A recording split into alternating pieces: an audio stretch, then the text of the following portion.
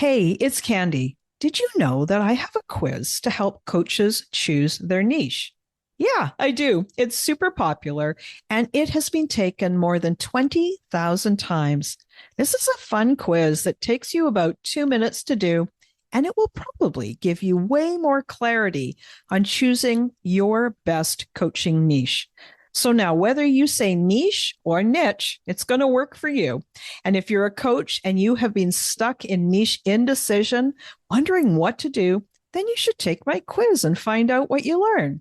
You can take the quiz today at coachnichequiz.com. That's coachnichequiz.com. Okay, let's dive into this week's episode.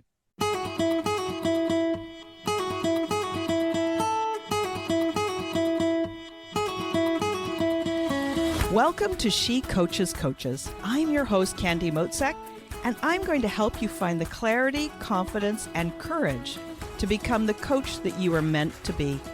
If you're a new coach, or if you've always wanted to be a life coach, then this is the place for you. We're going to talk all about mindset and strategies and how to, because step by step only works when you have the clarity, courage, and confidence to take action. Let's get started. Hey there, amazing listener. It is your coach and guide, Candy Motzek, the host of She Coaches Coaches. Welcome. I am so glad you're here. This show is more than 3 years old. And whether you're one of our OGs or you're just finding us for the first time, I want to welcome you to She Coaches Coaches. As I was writing my newest batch of episodes, I had to look through the hundreds of episodes we've already released. Yeah, I could hardly believe it. Hundreds of episodes. And I figured that even though I'm always inspired with new ideas to share with you, there is huge value in many of the concepts we've already covered. So today is a special treat. We're going to dive into the archives to bring back a gem, a timeless episode that is packed with wisdom and strategies that you can put into action today. This is an episode that resonated deeply within the community. And as we're dusting off those virtual shelves, we're not just looking at the past. You may have heard it when it was new, but if you're anything like me, you're always evolving, always growing. So consider how much you've grown in the past years or even months. That means even if you listened to it before, you're going to unlock a new perspective. You're going to learn something new because you are hearing it with different ears.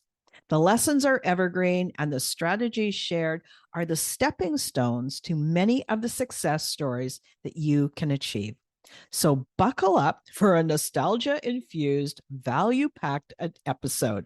Whether you heard it when it was a fresh release or you're uncovering it for the first time, get ready to get inspired and to take your coaching journey to new heights. Okay, let's dive in. Hey friends, how are you? I'm so glad you're here and welcome to my world. Today, we're talking about the motivational triad. This is a theory that was originally put forward by Dr. Douglas J. Lisle and Dr. Alan Goldhammer. I think it was done in 2007. But before we dive in, I wanted to share a little something you probably don't know about me because, well, why not, right? You're here listening, and I think it's a good time for us to get to know each other just a little bit better. You know how this works. Coach goes first. So here goes. I am a huge introvert. Like, this is an introvert with a capital I in bold font, size 26 and italics. And I know that might seem kind of strange because here I am. I come and I speak to you each and every week. And you might have seen me on social media, or maybe you've seen one of my videos, but none of that matters because being an introvert isn't about being shy or outgoing. It's neither of those things. It's about how we recharge our batteries. I love people, and I love my clients, and I love coaching.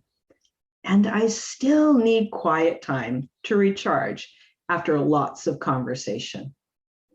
I usually recharge either by going to bed early or walking my dog to Fino out in the farmlands around my house. Plus, I've got a morning routine where I meditate, journal. I do a combination of EFT tapping and visualization before my day even starts. I'm an early riser. I'm up usually around 5 or 5:15 to get all that stuff in, and I love it. Now, I'm curious to know more about you too. You've heard a little bit about me, and over the next few weeks, I'll share bits and pieces so you can get to know me a bit better. Now, tell me about you. You can always DM me at Candy Motzek or click through to the episode notes and leave a comment on this post. I would love to hear from you. So now, on to today's topic, the motivational triad. Like I said, it's a concept that was created, I think it was back in about 2007, but I like it. I learned it and I share it with all of my clients. And because it's so helpful, I'm sharing it with you too. Of course, I use this for myself. You guys know that I never share anything with you unless I've used it myself, and I think that it's a really useful tool to help you out.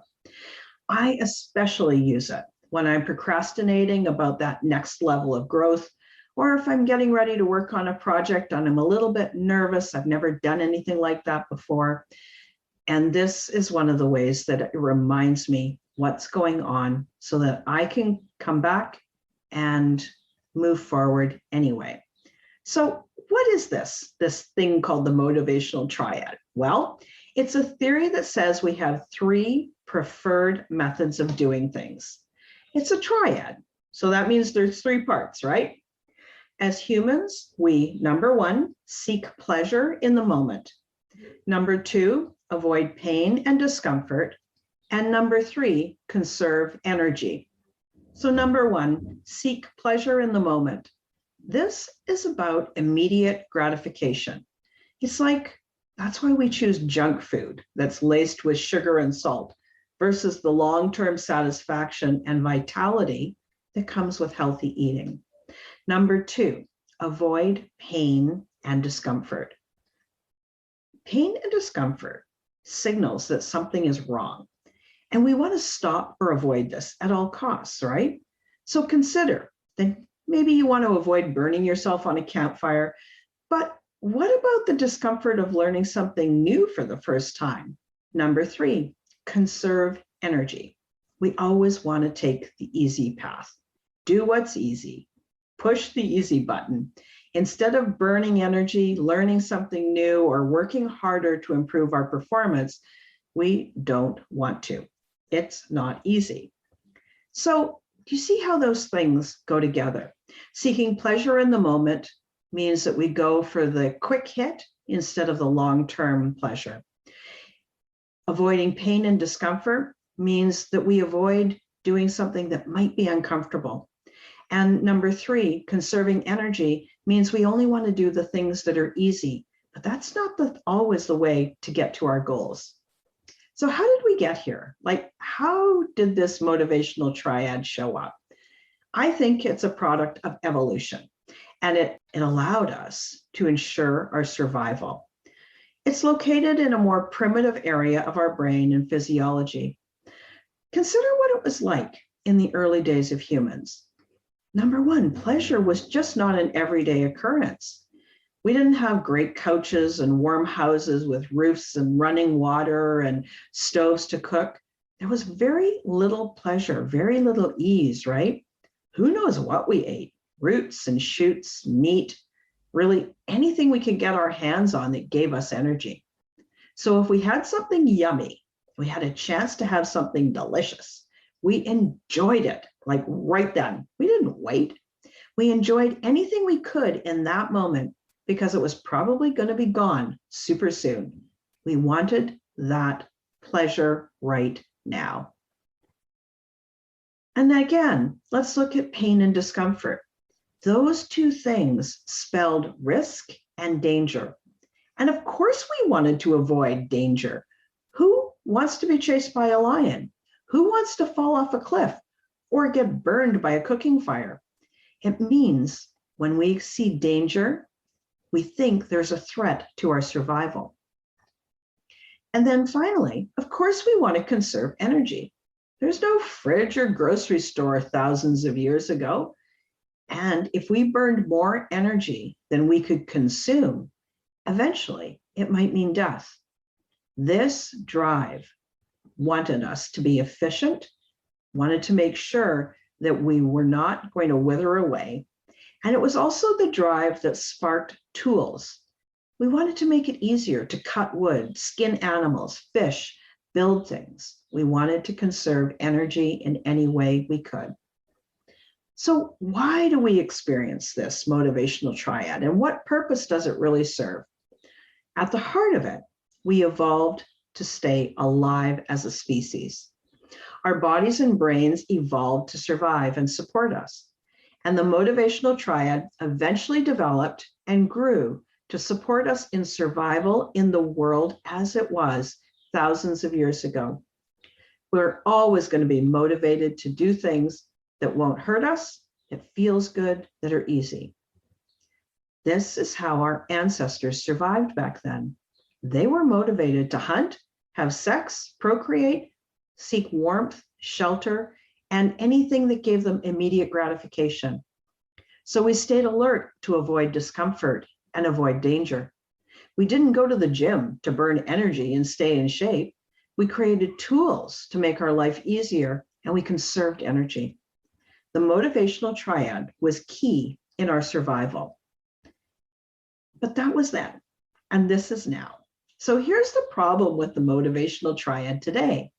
It's outdated for most of our needs. It helped us survive then, but life is completely different for us now. Yet here we are, still living with a brain and a body that has evolved to work with the motivational triad. So think about it. If we only ever satisfied our need for immediate pleasure, we'd never exercise. We'd eat all the packaged, unhealthy, high fructose sugar foods just because they taste good. We'd sit on the couch and watch Netflix because it's easy, doesn't take any energy, and is fun. We'd buy anything we want when we want it. Who cares if your credit cards get maxed out? We'd never go to school. We'd never get a promotion. We'd never want to learn anything because all of that takes energy, and it might be uncomfortable. We might not do well the first time around. We might have a few bumps along the way. That's discomfort. We would rarely try a new experience or grow to reach a goal because it's never going to be easy or fun every moment, and it takes energy. Do you see what I mean? Most of our areas of growth, anytime we're learning something new or striving to reach a goal, are directly in conflict with that motivational triad. So is it any wonder your motivation drops when you're midway through a project or you've run into some hurdles? It's hard and it feels uncomfortable. Doesn't it make sense now? You decide to lose weight, and yet that smell of grease and salt is so tempting. You know that smell as you drive by the fast food restaurant and you can smell that grease and salt of the French fries as it tempts you. The potential for that quick and easy pleasure is hard to resist. So what do? How do you take back control and challenge the triad? Well, as time passed, another part of our biology was added to the mix, and it also evolved to help us. It's our logical brain, the prefrontal cortex, the place where our executive thinking happens, the part of the brain that allows us to think about what we're doing, override the more primitive instincts, and plan, commit, decide all those things that would serve us best. This allows us to choose, to decide what we will and what we won't do. But it's not always easy because our primitive motivational triad still wants what it wants. But we don't have to automatically obey it.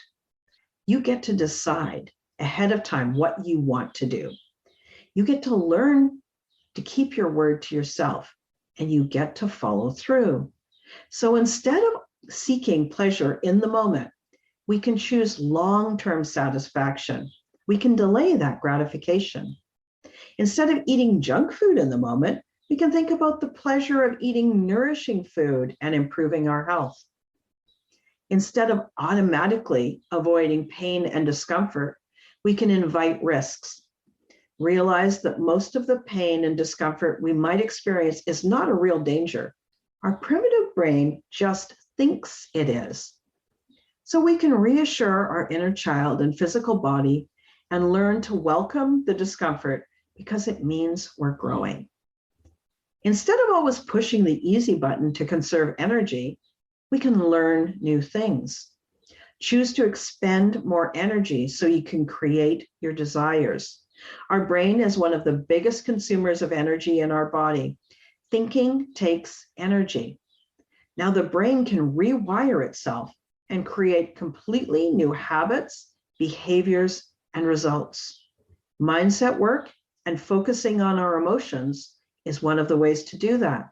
In other words, thinking about our thinking and beliefs and noticing our emotions and working with our emotions, and then consciously deciding if they support us, if they're just old programming running on autopilot. So that's it for today, guys. I've explained the motivational triad, our tendency to seek immediate gratification, avoid discomfort, and minimize energy. And I've given you some ways to override the motivational triad so you can grow into that next version of you 2.0. Hey, if you're listening to these episodes, I can help you. Maybe you want to be a coach, or you're new and you're not quite sure where to start or even what to do next. If this is you and you're thinking of hiring a coach, then we should chat. Let's see if it's time for us to work together. There's a link in the episode notes about how to schedule a consult with me, and I would love to hear from you. Oh, and one more thing before you leave. I want to tell you about a gift I offer to all of my listeners. It's my free resource library, and it's filled with the content that I've created to help you grow and become a coach. I call it the Coach's Online Business Academy. And here's how it works. You sign up for a free account and you get immediate access to all of my free resources. And yes, there are a lot of them. All you have to do is go to the episode description or the show notes, click on the link, and sign up today. And that's it. I am so happy to share this with you, and I'm honored that you're here spending your time and listening with me. It's one of the ways I support my community and I support the growth of coaching. So that's it for today, friends. Come listen again next week. I can't wait to chat with you then. Thanks again for listening today. Please hop on over to Apple Podcasts and leave a review. Also, I would love to hear from you. Did something that I say resonate? What else would you like to learn about? Click the link in the player and leave a comment on the post. This is going to give me great ideas for future episodes so I can help you best. Join me again next week for more coaching, support, and teaching to help you become the confident coach you are meant to be.